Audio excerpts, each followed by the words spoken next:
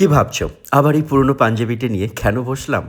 বলছি, কারণ আমি যাচ্ছি স্টার জলসা পরিবার অ্যাওয়ার্ড শোতে 2026-এ, তাও আবার স্টার জলসার বাসে করে, ঘুরে ঘুরে অনেক দূরে।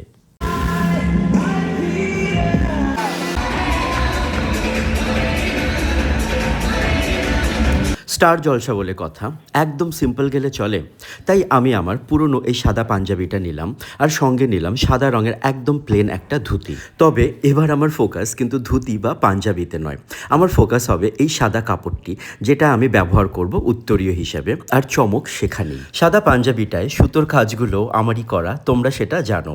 আমি বরং পাঞ্জাবির কাজটা মাথায় রেখে সেটার সঙ্গে মিলিয়ে উত্তরীয়তে সবুজ সুতো দিয়ে কাজ শুরু করলাম। সত্যি বললে প্ল্যান তো ছিল অনেক কিছু করার, কিন্তু এই পুরো উত্তরীয়তে কাজ করার জন্য যে পরিমাণ সময় প্রয়োজন ছিল সেটা আমার কাছে ছিল না। তাই আমি বেছে নিলাম আমার প্রিয় বাংলার কাঁথা স্টিচ।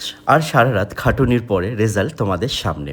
পুরো ব্যাপারটা একসাথে কেমন লাগছে তোমরা প্লিজ আমাকে কমেন্টে জানিও। কিন্তু যাই হোক, সময় নষ্ট না করে রেডি হয়ে স্টার জলসার বাসে করে পৌঁছে গেলাম স্টার জলসা পরিবার অ্যাওয়ার্ড শো।